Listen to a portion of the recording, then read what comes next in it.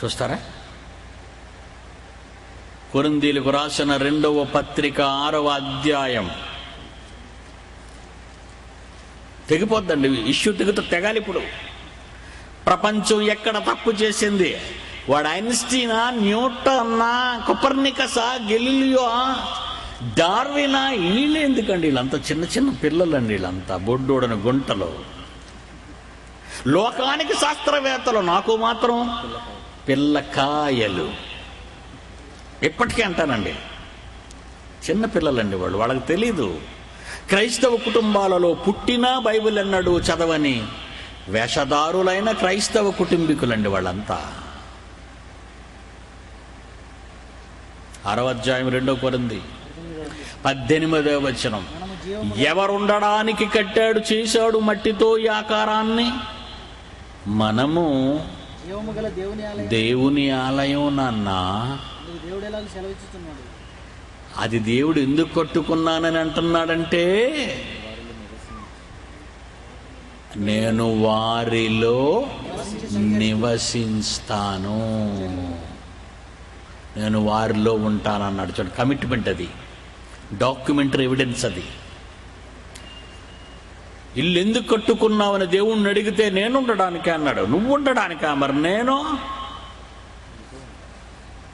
నేను నువ్వు తర్వాత నాన్న, ముందు నేను ఉండటానికి. నువ్వు ఎందుకుంటావయ్యా ఈ లోపల?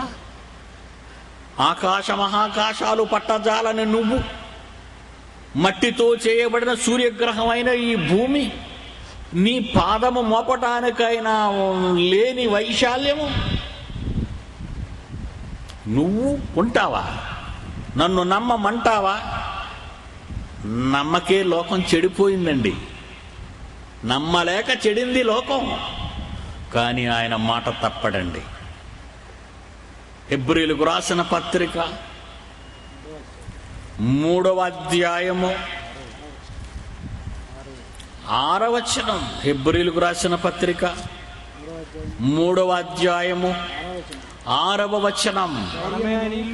మనమే ఆయన ఇల్లు, మనమే ఆయన ఇల్లు, మనమే ఆయన ఇల్లు, మనమే ఆయన ఇల్లు. నువ్వా? ఇక నువ్వు లేవు, నువ్వు నా ఇల్లు. మరి నేను, ఒరే నువ్వేరా నా ఇల్లు, ఇక నువ్వేంటి? మన ఇంటి దగ్గరికి వెళ్ళి ఇది నా ఇల్లు అంటప్పుడు మన ఇల్లు. మరి నేనెవరంటే షటా, నువ్వేటి? అసలు నీకు వాయిస్ వస్తుంది ఏంటని అడుగుదాం. నేను కట్టుకున్న ఇల్లు నేనుండటానికి, నీవు నన్ను లోపల ఉంచటానికి, నా ఇష్టం లోపల జరగాలి. మానవ దేహం దేవుడు కట్టుకున్న దేవాలయం. మానవ దేహం దేవుడు కట్టుకున్న దేవాలయం. ఆ దేవాలయంలో దేవుడు ఉన్నాడా, లేక దేవుణ్ణే మెడపెట్టి గెంటేశావా?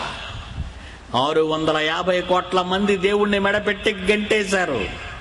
అలా బయటకు తోయబడిన ఆయన తలుపు నొద్ద నిలుచుండి తట్టుచున్నాడు.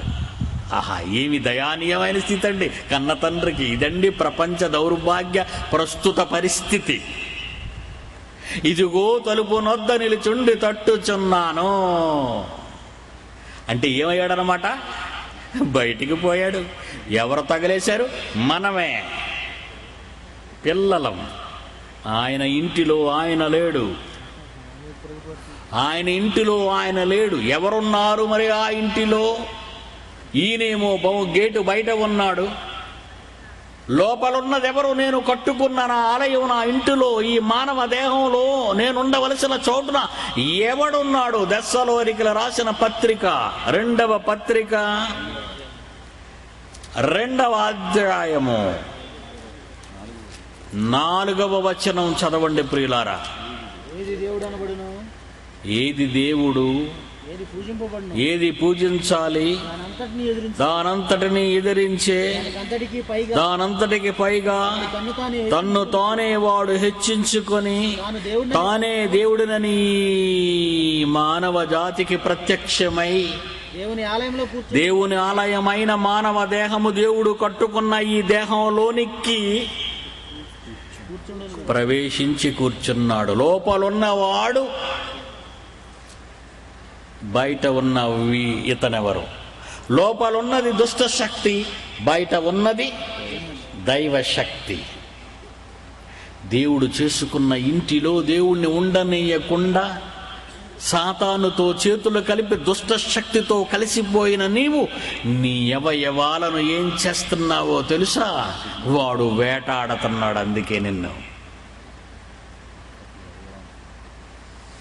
రోమీలకు రాసిన పత్రిక 6వ అధ్యాయము పాఠ్య భాగం చదవండి, 13వ వచనం. రోమీలకు రాసిన పత్రిక 6వ అధ్యాయము 13వ వచనం. మీ అవయవములను దుర్నీతి సాధనాలుగా పాపానికి అప్పగించేశారు. అప్పగింపకుడే అన్నాడు. వింటారేంటి? వినరు. అప్పగించేశారు. ఎప్పుడు హ్యాండ్ ఓవర్ అయిపోయింది అది. మీ అవయవాలను దుర్నీతి సాధనాలుగా పాపానికి అప్పగించకండి. అవయవాలను సాధనాలుగా అన్నప్పుడు కిందనేముందండి? ఆయుధాలుగా. ప్రభాకరన్ పిల్లై ప్రపంచ క్రూరుడు, దుర్మార్గుడు, గర్భఫలము దేవుడిచ్చే బహుమానమని దేవుడు తన రూపాన్ని, తన ఇంటిని నీ గర్భగుడిలో పెడితే బయటకు వచ్చిన బిడ్డను అవహించిన దుష్ట శక్తి మానవ దేహాలను కడుపులో ఉంటుండగానే బయటికి వచ్చిన తరువాత మానవ బాంబులుగా వాడుకున్నాడు. ప్రభాకరణ పిల్లై చచ్చాడు. కడుపులో ఉంటుండగా రక్తపు గడ్డగా కిందకి దించేయమని బతుకున్నాడు ఒబామా గాడు. బాగా వినాలి ఇద్దరి మధ్య ఉన్న బంధం. పుట్టిన తరువాత పిల్లలను మానవ బాంబులుగా మార్చాడు ప్రభాకరణ పిల్లై. వాడి కొడుకు పేరు చార్లెస్ యాంథోనీ. వాడిని కూడా పక్కన వేసాను, చూశారు కదా. వాడు కన్ను లొట్టపోయి మెదడు పగిలిపోయి కొడుకు చస్తే తప్పుడు ఆలోచనతో ఈ పెద్ద మెదడును చిన్న మెదడును వాడుకున్న ప్రభాకరణ పిల్లయ్య గాడి మెదడంతా తుపాకీ గుండుతో లేచిపోయింది. కత్తి పట్టుకున్నవాడు కత్తితోనే పోతాడు. బాంబు పట్టుకున్నవాడు బాంబుతోనే పోవాలి. అది యేసు చెప్పిన అక్షర సత్యం. ఈరోజు ఒబామా గాడు వీడు పుట్టిన తర్వాత బాంబుగా మార్చాడు. వీడు పుట్టుకలోనే రక్తంగా చంపేసి గడ్డగా బయటకు పడేయమన్నాడు. చట్టబద్ధతనిచ్చాడు దానికి. ఏం తేడా చెప్పండి. దేవుడిచ్చిన అవయవాలను దేవుని కొరకు పని చేయవలసి ఉండగా, ఈ దేహాన్ని దేవునికి గుడిగా మలచవలసి ఉండగా మానవ బాంబుగా మార్చేశావా? ఎవడు రానికిచ్చాడు అధికారం? రక్తపు గడ్డగా అబార్షన్ చేయించి కిందకి లాగేస్తున్నావా? ఎవడు రా ఒబామానికి ఇచ్చాడు అధికారం? ఎంత పొగరురా నీకు! దైవ కార్యక్రమానికి, సృష్టి కార్యక్రమానికి అడ్డంగా పెట్టిన నువ్వు బలి అయిపోతావు. నిన్ను రక్తపు గడ్డగా చేసేస్తాను. యెహెజ్కేలు గ్రంథము 35వ అధ్యాయము 6వ వచనం అందరూ తీయాలి. ఒబామా గాడికి పట్టవలసిన గతి భవిష్యత్తు పాలకులలో చెబుతున్నాను, రాసుకోవాలి మీరంతా. వాడు అమెరికా ప్రెసిడెంట్ అవ్వచ్చు, అగ్ర రాజ్యాధికారి నేత కావచ్చు, కానీ వాడుకు పట్టే గతి మీరు చూడక తప్పదు. యేసు మాట తప్పు కాదు, ప్రవక్త నోటి మాట, దేవుడు పలికించిన కన్న తండ్రి మాట తప్పు కాదు.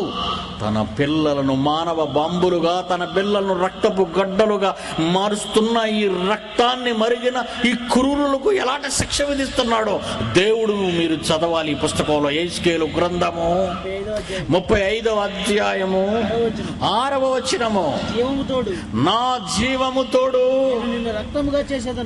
నిన్ను రక్తముగా. ఒరే ఒబామా, ఎవడికి ఎన్ని గుండెలండి ఇలా మాట్లాడాలంటే? నేను ఎంపీని, ఎమ్మెల్సీని, ప్రధానమంత్రిని కాదు అడిగి భయపడ్డానికి. దేవుడు నియమించిన ప్రపంచాధికారాన్ని కాళ్ళ కింద పెట్టుకున్నాడు పిడి సుందర్రావు. పరిశుద్ధులు లోకానికి తీర్పు తీరుస్తారన్నాడు ఆయన. అందుకే ఒబామా గాడికి జడ్జిమెంట్ పలుకుతున్నాను పాలకొల్లులో. చూడండి, ప్రవక్త నోట పలికించిన మాట, నా జీవము తోడు నేను నిన్ను రక్తముగా చేసేస్తాను. అబార్షన్ చట్టాన్ని చేశావురా నువ్వు, రక్తము నిన్ను తరుముతుంది, రక్తము నీకిష్టమాయను కనుక రక్తమే నిన్ను తరుముతుంది. రక్తము మురిగిన పెద్ద పులి చచ్చింది. ఇది ప్రభువు యెహోవా వాక్కు. Lights off.